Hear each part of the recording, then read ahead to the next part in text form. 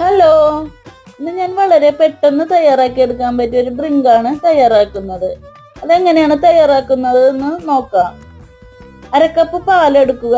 അതിലേക്ക് 2 table spoon cornflour ചേർക്കുക. ആവശ്യത്തിന് പഞ്ചസാരയും 1/2 ടീസ്പൂൺ വാനില എസൻസും ചേർത്ത് തിളപ്പിച്ചെടുക്കുക. തിളപ്പിച്ചെടുത്ത മിക്സ് തണുക്കാനായിട്ട് മാറ്റി വെക്കുക. തണുത്തതിന് ശേഷം മിക്സിയുടെ ജാറിലേക്ക് മാറ്റുക.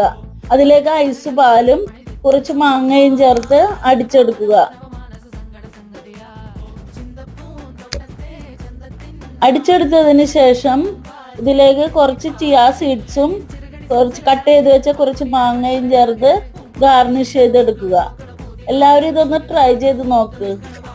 എൻ്റെ വീഡിയോ കണ്ടാൽ ഇഷ്ടപ്പെട്ടാൽ ലൈക്ക് ചെയ്യണേ, ഷെയർ ചെയ്ത് സബ്സ്ക്രൈബ് ചെയ്യണേ.